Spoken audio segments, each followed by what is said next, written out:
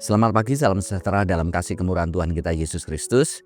Hari ini kita sebagai anak-anak Tuhan, kita akan merenungkan satu kebenaran firman Tuhan. Saya percaya kita adalah anak-anak yang diberkati oleh Tuhan, anak-anak yang dikasihi oleh Tuhan, dan anak-anak yang bertumbuh di dalam pengenalan kita kepada Tuhan kita Yesus Kristus yang begitu mengasihi kehidupan kita. Hari ini kita akan belajar dari kehidupan Yohanes Sang Rasul. Firman Tuhan mengatakan di dalam 3 Yohanes pasal yang pertama ayat 2 sampai dengan yang keempat. Firman Tuhan berkata demikian, "Saudaraku yang kekasih, aku berdoa, semoga engkau baik-baik dan sehat-sehat saja dalam segala sesuatu, sama seperti jiwamu baik-baik saja. Sebab aku sangat bersukacita ketika beberapa saudara datang dan memberi kesaksian tentang hidupmu dalam kebenaran, sebab memang engkau hidup dalam kebenaran. Bagiku tidak ada sukacita yang lebih besar daripada mendengar bahwa anak-anakku hidup dalam kebenaran." Saudaraku yang terkasih dalam nama Tuhan Yesus Kristus, ketika Rasul Yohanes mencatat surat ini ditujukan kepada Gaius, orang yang dikasihi. Ada dua hal yang kita bisa pelajari dari surat 3 Yohanes 1 ayat 2 sampai dengan yang keempat ini. Yang pertama adalah Rasul Yohanes mengingatkan tentang pentingnya mengembangkan kasih persaudaraan. Yang pertama yang perlu kita ingat adalah pentingnya mengembangkan kasih persaudaraan. Ini yang dilakukan oleh Rasul Yohanes, rasul yang penuh kasih itu, rasul yang penuh cinta itu. Mengapa penting sekali mengembangkan kasih persaudaraan? Sebab kasih persaudaraan itu adalah akar dari sebuah komunitas.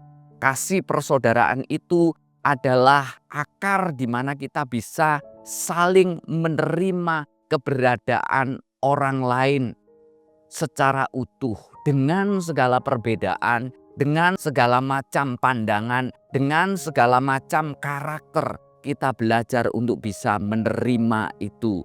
Kasih persaudaraan ini penting dalam kehidupan kita berkomunitas, kita bergereja, kita bermasyarakat. Kita perlu mengembangkan kasih persaudaraan. Lebih-lebih lagi kalau kita berada di dalam gereja lokal di mana kita berada, kita harus belajar mengembangkan kasih persaudaraan itu. Ini yang pertama. Yang kedua, yang perlu kita lakukan adalah berdoa untuk orang-orang yang kita kasihi. Mendoakan untuk orang-orang yang kita kasihi. Sebab firman Tuhan memberitahukan kepada kita, saat kita mendoakan mereka, saat kita saling mendoakan, di sana akan ada terobosan demi terobosan. Di sana akan ada pertolongan demi pertolongan. Di sana juga akan ada jawaban-jawaban doa ketika kita saling mendoakan satu dengan yang lain. Coba kalau kita perhatikan di dalam ayat yang kedua ini, "Saudaraku yang kekasih, aku berdoa, semoga engkau baik-baik dan sehat-sehat saja dalam segala sesuatu, sama seperti jiwamu baik-baik saja." Isi daripada doa itu adalah mendoakan orang lain agar mereka bukan hanya sehat secara fisik, tapi juga sehat secara rohani.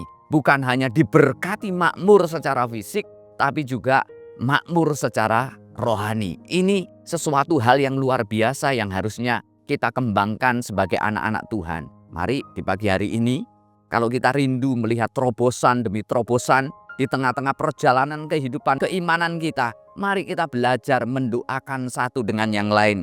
Saya akan melihat Efesus pasal yang ketiga ayat yang ke-16 berkata demikian, "Aku berdoa supaya Ia menurut kekayaan kemuliaannya menguatkan dan meneguhkan kamu oleh rohnya di dalam batinmu." Tuhan mengingatkan kita, para rasul mengingatkan kita supaya kita berdoa untuk sesama kita. Ketika kita mendoakan sesama kita, mereka beroleh kekuatan baru, mereka beroleh terobosan di dalam Tuhan, dan mereka bisa mengatasi setiap problem, setiap masalah yang mereka hadapi. Mungkin hari-hari mereka sedang suntuk pada saat itu, tapi ketika ada orang-orang yang mendoakan, mereka mengalami terobosan demi terobosan. Mari umat Tuhan, mari umat Allah, Dua hal ini perlu kita kembangkan, yaitu satu, mari kita kembangkan kasih persaudaraan antar sesama kita. Mari kita bangun itu, kita terus kembangkan itu di dalam kehidupan kita. Dan yang kedua, mari kita saling mendoakan. Ketika kita mendoakan satu dengan yang lain tanpa mempersoalkan hal-hal yang tidak berfaedah, mari kita saling mendoakan. Di dalam doa itu ada terobosan demi terobosan untuk sesama kita dan untuk kehidupan kita. Sadarkah kita? Ketika kita mendoakan orang lain, kita sedang memberkati kehidupan kita sendiri. Amin. Mari kita datang pada Tuhan. Bapa, Juru Selamat dan Gembala kami yang hidup, saat ini kami doakan Tuhan umat-umat-Mu yang ada di COTW ini. Berkati umat-umat-Mu yang ada di COTW ini. Berkati mulai dari Bapak dan Ibu Gembala kami. Engkau memberkati anugerah demi anugerah dalam hidup mereka. Dan juga Engkau memberkati setiap anak-anak-Mu yang sedang menghadapi pergumulan demi pergumulan. Tahun ini menjadi tahun terobosan dalam kehidupan mereka. Tahun ini menjadi tahun jawaban doa dalam kehidupan mereka. Terima kasih Tuhan. Kami bersyukur kepada Engkau dalam nama Yesus. Haleluya. Amin.